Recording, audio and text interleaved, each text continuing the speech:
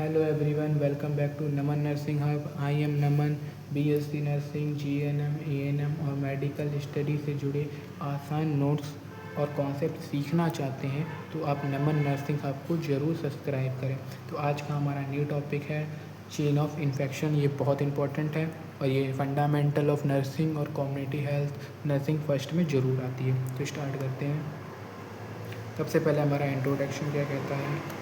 The chain of infection is a series of 6 links that explain how an infectious disease has spread from one person to another person। इसके अंदर जो भी है ये chain हमारी क्या है, चेन के अंदर सीरीज आ जाती है। जैसे 6 लिंक, जैसे अब 6 स्टेप मान लो, स्टेप होती है इन्फेक्टेड डिसीज के हमारे शरीर में, आई मीन एक पर्सन से दूसरे पर्सन में फैलने की। जैसे इन्फेक्टेड पर्सन होगा तो उसके बाद वो दूसरे पर्सन को इन्फेक्टेड कर देगा, तो इसलिए one person to another person है। If any of this link broke, अब कोई भी इसे तोड़ देता है एक भी स्टेप लिंक को, तो क्या हो जाता है, the spread of infection can be prevent, वो रुक जाता है। ठीक है। डेफिनेशन क्या कह रही है। Definition, chain of infection of sequence of 6 link that describe the process by which an infectious agent is transmitted from a sources of susceptible host. इसमें क्या होता है कि जो इन्फेक्शन डिसीज होता है एक सीक्वेंस में 6 स्टेप्स होते हैं, लिंक्स होते हैं और उसके प्रोसेस से चलता है और इन्फेक्शन एजेंट ये स्टेप टू स्टेप आगे बढ़ता है। ठीक है। होस्ट तक, जो हमारा नया होस्ट होता है उसे कमज़ोर कर देता है। और breaking of any one these link have to prevent infection. अब कोई भी इसको ब्रेक कर देगा एक स्टेप को तो वो बच सकता है इस डिसीज से। अब ये 6 लिंक कौन कौन से होती है। पहला हमारा होता है इन्फेक्शियस एजेंट, आई मीन कौन इन्फेक्शन फैला आ रहा है, बना आ रहा है। An infectious agent is a microorganism that cause diseases, जो डिसीज कर रहा है, सच एज अपना बैक्टीरिया होता है, वायरस होता है, फंगी होता है और पैरासाइट होता है। फिर दूसरा हमारा आता है रिसीवर। रिसीवर में कौन इस पे, और receiver is the place where infection agent live, I mean ये वो है जहाँ पे हमारा ये जो बैक्टीरिया, वायरस, फंगी ये सब रहते हैं, ग्रो करते हैं, मल्टीप्लाई करते हैं, रिप्रोडक्शन करते हैं। और किस, जैसे एग्जांपल में ह्यूमंस हो गए, एनिमल्स हो गए, वाटर हो गया, सॉइल हो गया, फूड हो गया। अब पोर्टल ऑफ एग्जिट क्या होता है। पोर्टल ऑफ एग्जिट, अब वो ये अपनी जगह को छोड़ेंगे कैसे।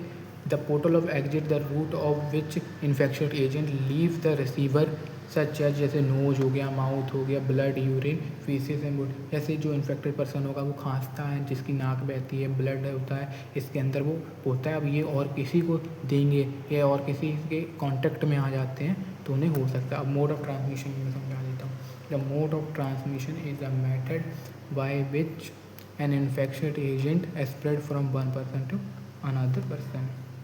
तो यहाँ पे इट में अकरिंग थ्रू, जैसे इन चीज़ों से फैल सकता है। पहले डायरेक्ट कॉन्टैक्ट है, दूसरा इनडायरेक्ट कॉन्टैक्ट है, फिर ड्रॉपलेट ट्रांसमिशन है, फिर एयरब्रोन ट्रांसमिशन है, फिर फूड एंड वाटर है, फिर कंटामिनेटेड ऑब्जेक्ट है। ठीक है।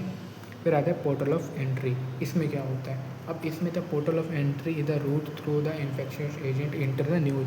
अब वो दूसरे होस्ट में, वैसे नए इन्फेक्टेड पर्सन अब अच्छे बंदे को इन्फेक्ट कर रहे हैं, दूसरे होस्ट में आ चुके हैं, उनको नया घर मिल गया है और इसके अंदर जैसे nose, mouth, eye and broken skin infection side से वो घुस गए हैं हमारे शरीर में, जो भी है।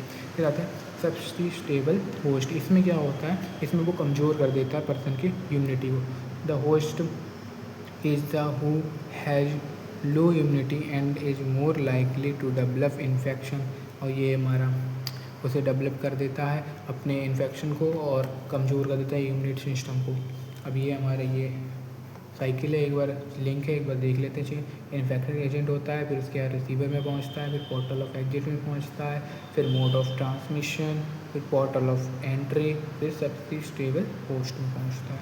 अब इसके how to break the chain, अब हम इसे ब्रेक कैसे कर सकते हैं, इसे तोड़ कैसे सकते हैं। तो देखो, hand hygiene, proper hand washing, हम जब हाथ धोते रहेंगे तो इससे आई मीन हाइजीन बनी रहेगी। हम कुछ भी खाते हैं, ये चीज़ खाते हैं तो बैक्टीरिया, माइक्रो ऑर्गेनिज्म हमारे हाथ में रहते हैं। Use of personal protective equipment, PPE fundamental में पढ़ा होगा आप लोगों ने। स्टरलाइजेशन, डिसइंफेक्शन होना चाहिए, वैक्सीनेशन कराते रहना चाहिए। Isolation of infected patient, isolate I mean उन पर्सनों को अलग रखना चाहिए एक वार्ड में।